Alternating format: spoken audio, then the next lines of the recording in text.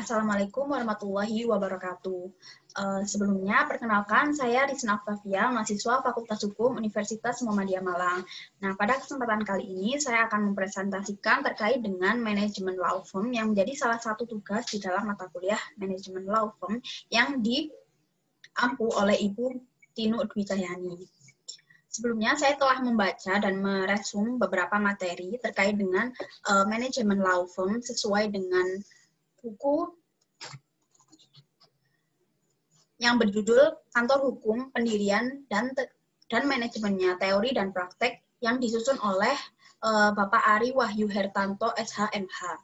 Buku ini diterbitkan pada tahun 2016 yang berisi terkait dengan bagaimana cara pendirian kantor hukum serta manajemennya. Di dalam buku ini tertulis bab 1 yaitu seputar proses pendirian kantor hukum, bab 2 tentang manajemen kantor hukum, dan bab 3 struktur organisasi kantor hukum, dan bab 4 yang terakhir terkait dengan profesi advokat, kode etik, tanggung jawab, dan profesi serta sejarah dari advokat. Yang pertama yaitu fungsi manajemen kantor. Sebelum membahas terkait dengan bagaimana cara pendirian kantor, maka fungsi dari manajemen kantor hukum itu meliputi 3, yaitu perencanaan. Dalam hal perencanaan di sini, sebelum menyusun sebuah kantor hukum, maka perlu diperhatikan yaitu perencanaan jangka panjang dan juga perencanaan jangka pendek yang harus menjadi target di dalam sebuah program di kantor hukum tersebut. Kemudian yang kedua adalah pengorganisasian. Yang dimaksud pengorganisasian di sini adalah bagaimana mengorganisasikan program kerja maupun sumber daya manusia yang diberdayakan di dalam kantor hukum tersebut. Dan yang ketiga adalah pemasaran atau marketing. Tentunya pemasaran atau marketing merupakan hal yang sangat penting di dalam manajemen kantor hukum. Karena hal tersebut menjadi penting karena dengan adanya pemasaran, maka kantor hukum tersebut dapat diketahui oleh banyak orang. Nah, hal yang perlu dilakukan di dalam pemasaran yaitu pengumpulan informasi serta analisis pemasaran.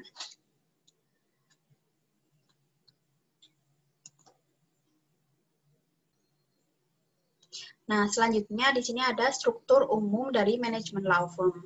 Asas-asas pokok pengorganisasian lingkup kantor hukum itu terbagi atas 10 asas. Yang pertama itu asas pembagian tugas. Asas pembagian tugas menentukan adanya perlunya tugas untuk dibagi sehingga dapat terjamin adanya bagian sesuai dengan tanggung jawab serta tugas yang dimaksud masing-masing. Yang kedua yaitu asas fungsionalitas. Asas ini menentukan bahwa dalam penanganan suatu masalah atau perkara harus mewujudkan koordinasi yang sinergis antar kegiatan. Selanjutnya yaitu asas koordinasi. Yang dimaksud asas koordinasi adalah perlunya setiap bagian itu selaras memadukan dalam kegiatan baik perumusan kebijakan, perencanaan, pemrograman, serta pengawasan tujuan dan fungsi. Yang keempat yaitu asas kesinambungan, yaitu asas yang mengharuskan bahwa tugas-tugas harus berjalan secara terus-menerus sesuai dengan kebijaksanaan dan program yang telah ditentukan. Yang kelima yaitu asas akordion. Yang dimaksud asas akordion yaitu menentukan bahwa organisasi dapat berkembang maupun dapat mengecil sesuai dengan tuntutan tugas dan beban kerjanya. Dilanjutkan dengan asas pendelegasian wewenang. Asas ini mengharuskan setiap pimpinan untuk melimpahkan sebagian tugas dan kewenangannya kepada pejabat di bawahnya. Jadi di sini tidak semua tugas dan wewenang dimiliki oleh pemimpin, tetapi ada juga divisi-divisi di bawahnya kantor hukum yang memiliki wewenang masing-masing. Yang ketujuh yaitu asas keluasan. Asas keluasan yaitu menghendaki agar organisasi selalu mengikuti dan menyesuaikan diri dengan perkembangan dan perubahan keadaan, sehingga dapat dihindari dari kekakuan dan pelaksanaan tugas. Asas keluasan ini tentunya menjadi hal yang penting, karena jika tidak luas maka suatu kantor hukum akan menjadi stuck dan tidak akan berkembang sesuai dengan perkembangan zaman pada saat ini. Yang kedelapan yaitu asas rentang pengendalian. Yang dimaksud asas ini yaitu dalam menentukan jumlah satuan organisasi atau orang yang dibawahi oleh seorang pejabat pimpinan diperhitungkan secara rasional mengingat terbatasnya kemampuan seseorang pimpinan untuk mengadakan pengendalian terhadap bawahnya. Yang kesembilan yaitu asas jalur dan staf, yaitu asas yang menentukan bahwa dalam penyusunan organisasi perlu dibedakan antar satuan organisasi yang melaksanakan tugas pokok instansi dan satuan organisasi yang melaksanakan tugas-tugas bantuan.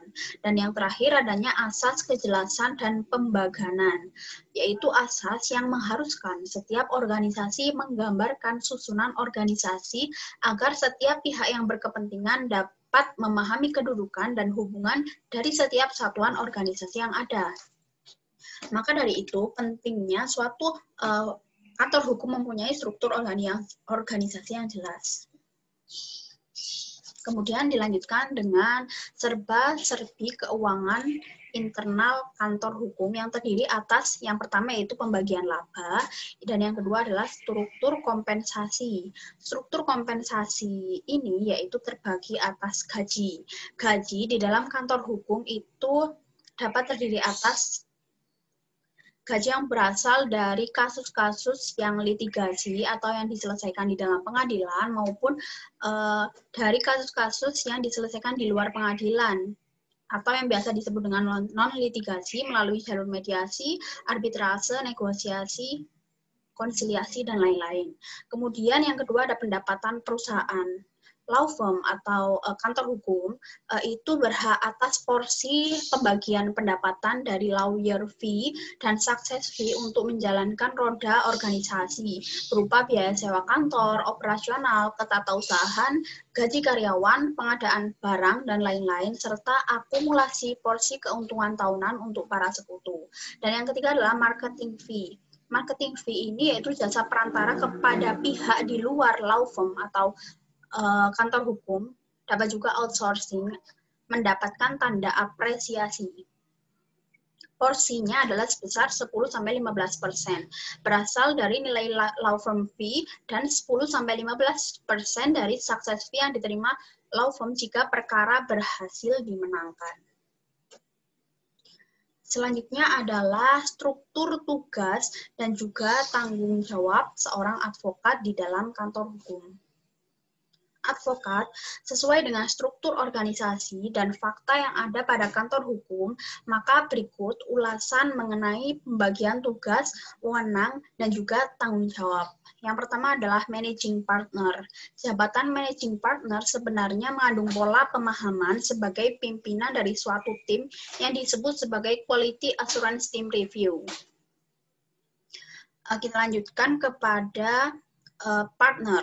Di sini sehubungan dengan uraian tanggung jawab managing partner, maka sesuai dengan pendapat beberapa ahli hukum menyatakan bahwa partner dari kantor hukum yang bersangkutan itu mempunyai lembaga yang diberikan wewenang dan tanggung jawab dengan tanggung jawab managing partner. Yang ketiga adalah senior associate. Yang keempat associate. Yang selanjutnya junior associate, dan yang terakhir adalah paralegal. Paralegal ini pada umumnya juga dikenal dengan sebutan magang, tetapi tidak selalu demikian adanya karena terbuka kemungkinan posisi ini adalah posisi tetap yang bertujuan untuk menunjang pekerjaan yang dilakukan oleh para pengacara dan konsultan hukum. Paralegal biasanya dalam sebuah kantor hukum mempunyai tugas membantu advokat baik dalam bentuk konsultasi hukum maupun dalam bentuk pendampingan hukum secara litigasi maupun non-litigasi. Selanjutnya yaitu kode etik advokat. Di dalam kode etik advokat, maka yang perlu diperhatikan adalah 4 hal yang menjadi penting, yaitu kewajiban seorang advokat terhadap masyarakat. Sebelum saya berbicara tentang hal itu, bahwa kode etik advokat itu diatur secara tersendiri di dalam Undang-Undang Nomor 18 Tahun 2003.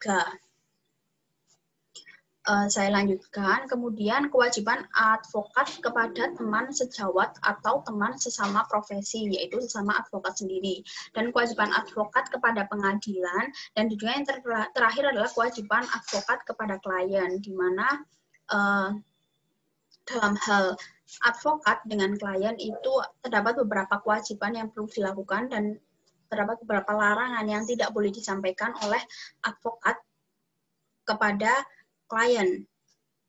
Kemudian yang terakhir adalah peran dan fungsi organisasi advokat. Seperti yang banyak kita ketahui bahwa di Indonesia ini salah satu organisasi advokat terbesar yaitu PERADI, singkatan dari Persatuan Advokat Indonesia. Nah, peran dan fungsi PERADI tersebut itu dijelaskan. Yang pertama adalah mengangkat advokat. Yang kedua adalah membuat dan menyelenggarakan buku daftar advokat. Kemudian yang ketiga adalah menyelenggarakan PKPA atau pendidikan khusus profesi advokat. Yang keempat, menyelenggarakan ujian advokat atau yang biasa dikenal dengan UPA. Kemudian yang kelima, menetapkan kantor advokat yang memberikan kewajiban untuk menerima calon advokat yang akan melakukan magang. Yang keenam adalah menetapkan dan menjalankan kode etik bagi para advokat. Yang ketujuh, melaksanakan pengawasan terhadap advokat. Dan yang kedelapan, membentuk dewan kehormatan, baik di tingkat pusat maupun daerah. Selanjutnya yaitu memberikan teguran lisan, teguran tertulis, pemberhentian sementara, pemberhentian tetap berdasarkan keputusan Dewan Kehormatan. Yang ke-10 adalah membentuk komisi pengawas. Yang ke-11 menetapkan tata cara pengawasan terhadap advokat untuk dijalankan oleh komisi pengawas. Yang ke-12 memberikan dan atau mengeluarkan rekomendasi sehubungan dengan izin advokat asing yang akan bekerja sebagai karyawan di kantor advokat Indonesia. Dan juga berbagai hal lainnya yang sesuai dengan tujuan organisasi advokat. Sekian hasil review dan hasil resume dari buku yang sebelumnya saya telah baca. Semoga informasi yang saya sampaikan sebelumnya dapat bermanfaat. Apabila ada salah kata saya mohon maaf. Terima kasih. Wassalamualaikum warahmatullahi wabarakatuh.